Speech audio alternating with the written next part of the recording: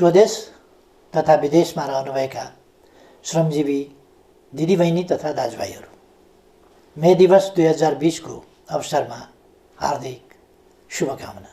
बितेका 131 वर्षदेखि औपचारिक रूपमा मे 1 का दिन संसारभरिका श्रमिकहरूले अन्तर्राष्ट्रिय श्रमिक दिवस मनाउँदै आएका छन्। यो दिन काम गर्नेमाथि काम लगाउनेहरूबाट भएको ज्यादतीलाई अन्त्य गर्न ट्रेड युनियनहरूले सुरु गरेको आन्दोलनको स्मरणमा मनाउन थालिएको हो।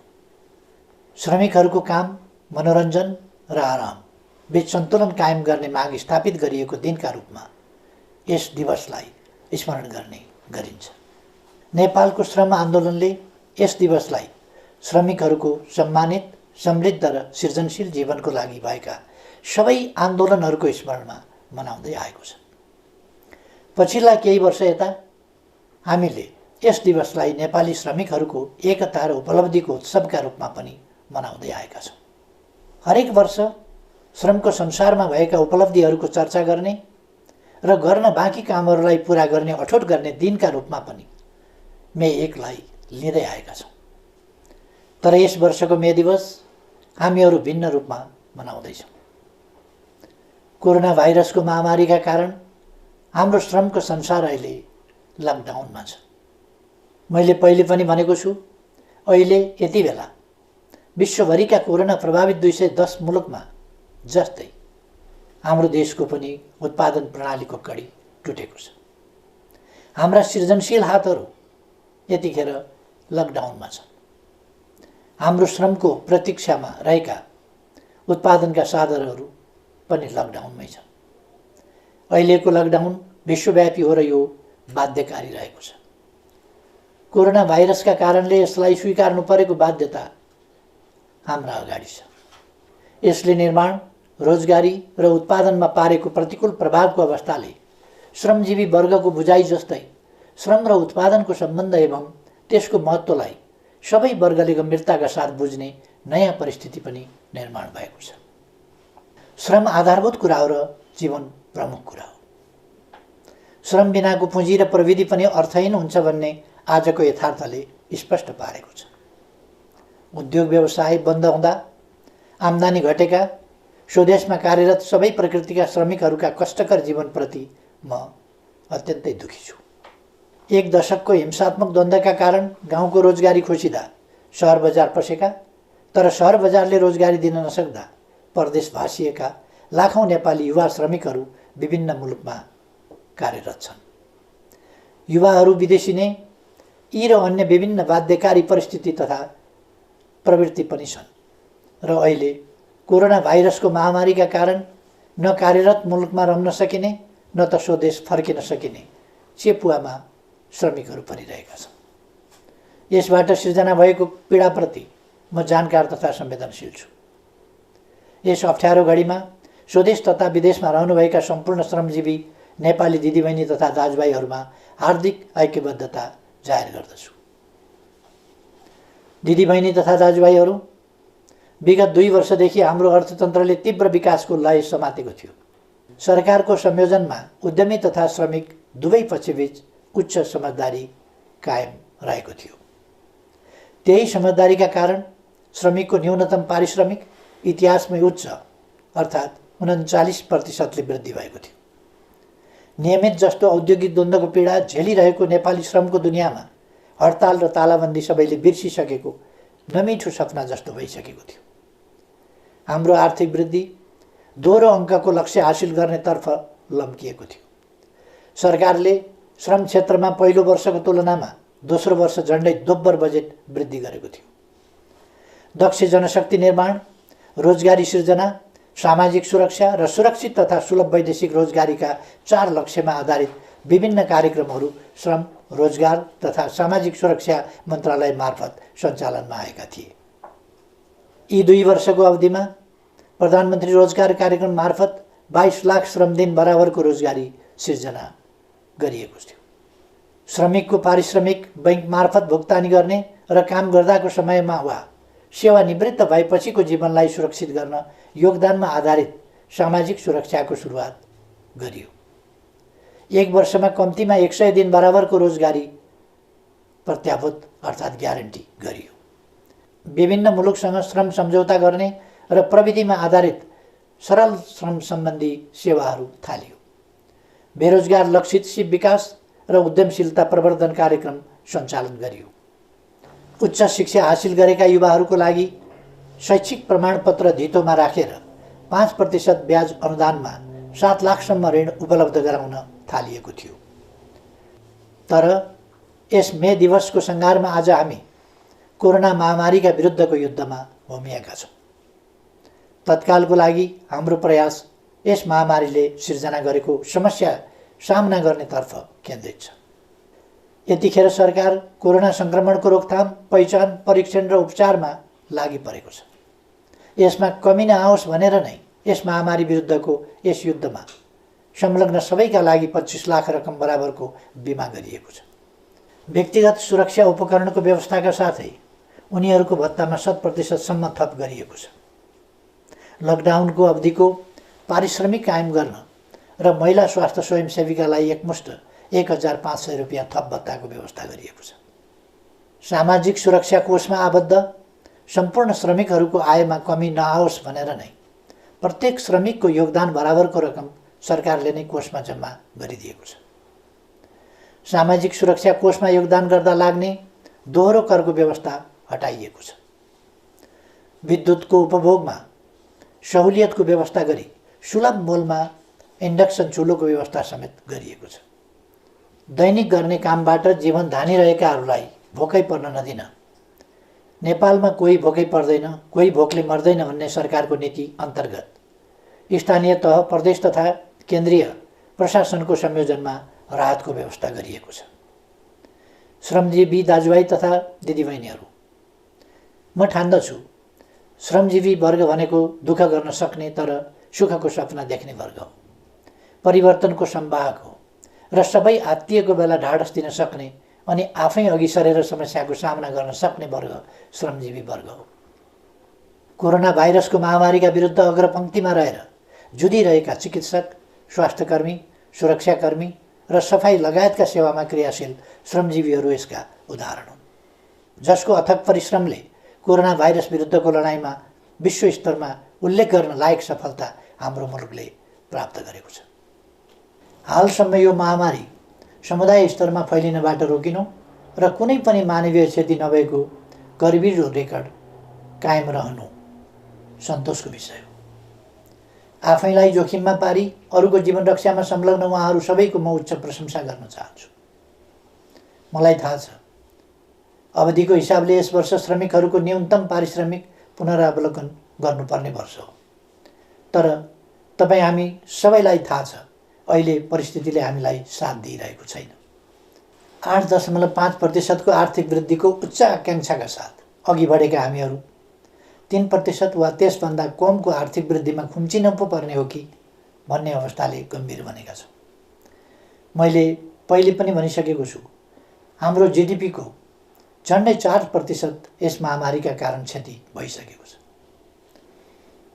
विश्व स्तरमा तुलनात्मक रूपमा हेर्ने हो भने रोजगारी र अर्थतन्त्रको अहिलेको अवस्था अघिल्लो शताब्दीको महामन्दीमा जस्तै वा त्योभन्दा पनि भयावह हुने आकलन गर्न थालिएको छ।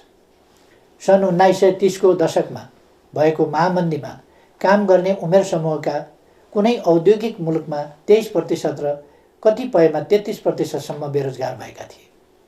यस महामारीपछिको पहिलो 4 महिनामा नै 20औं शताब्दीको त्यस दशकको भन्दा ज्यादा श्रमजीवीहरू बेरोजगार भइसकेका छन्।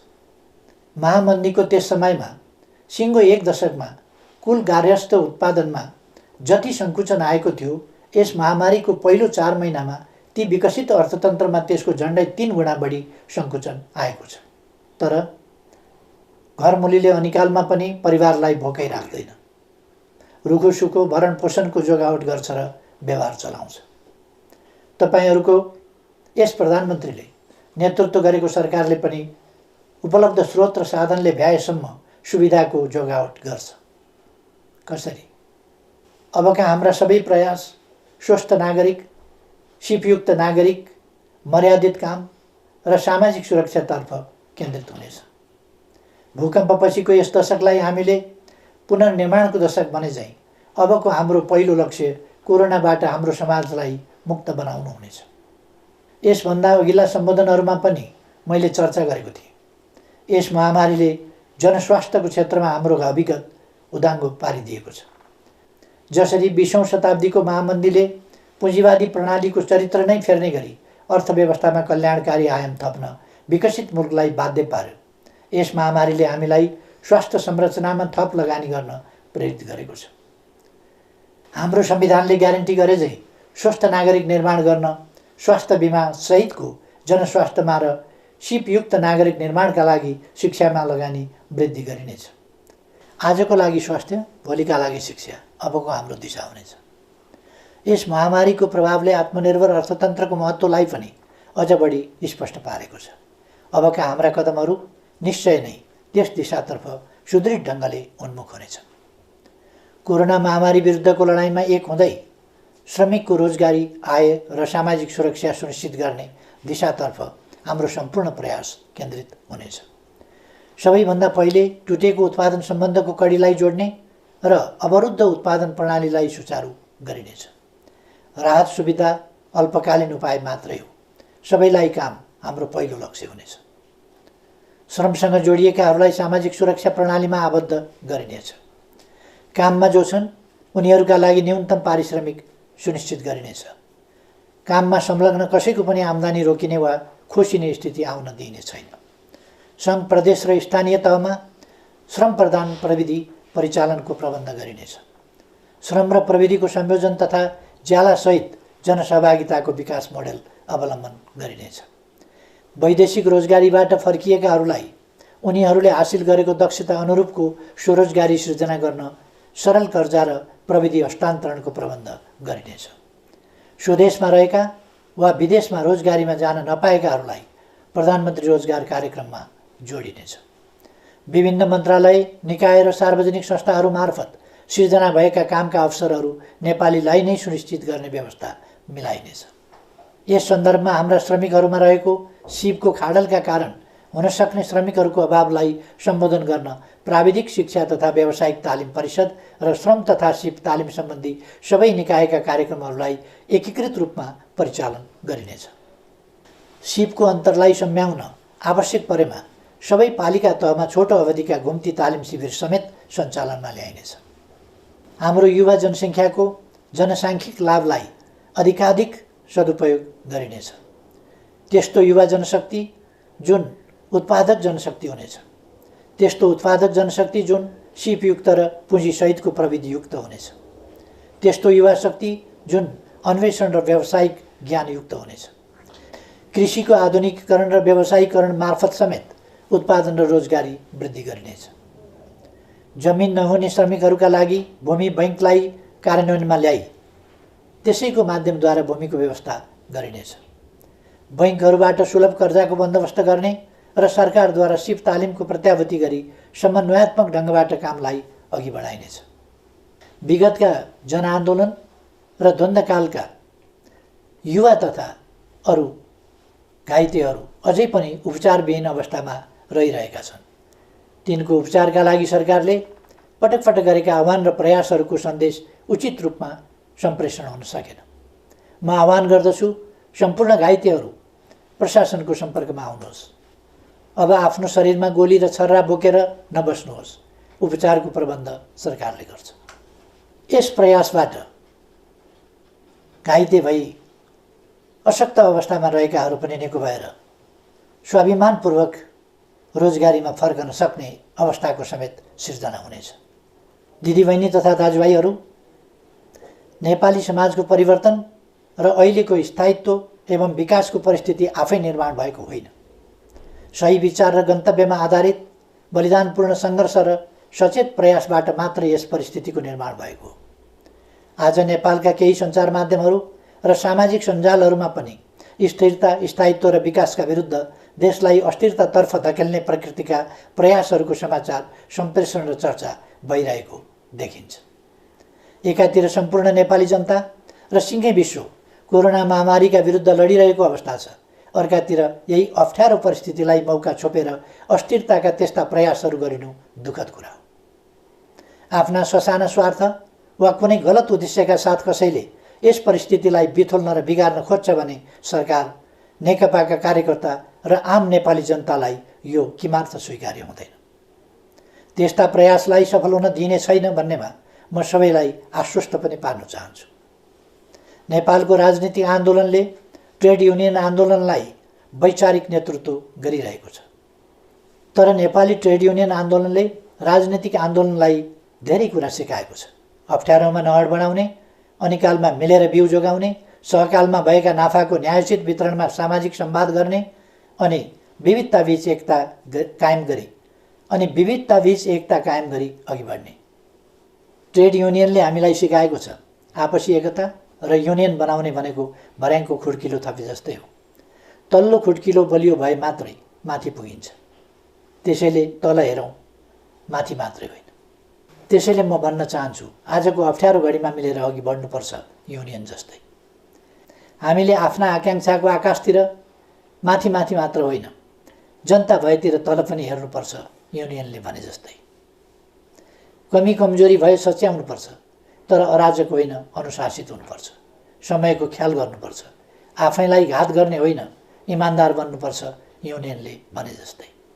यस प्रसङ्गमा नेपालका मान्यता प्राप्त ट्रेड युनियनहरूले निर्माण गरेको उनीहरूको साझा संस्था जेटियुसीलाई म स्मरण गर्न चाहन्छु र यसको छाताभित्र समेटिएका सबै ट्रेड युनियनहरू, तिनमा आबद्ध श्रमिकहरू र सम्पूर्ण श्रमजीवी जनसमुदायहरूलाई यस वर्षको मे दिवसको अवसरमा म हार्दिक शुभकामना व्यक्त गर्दछु।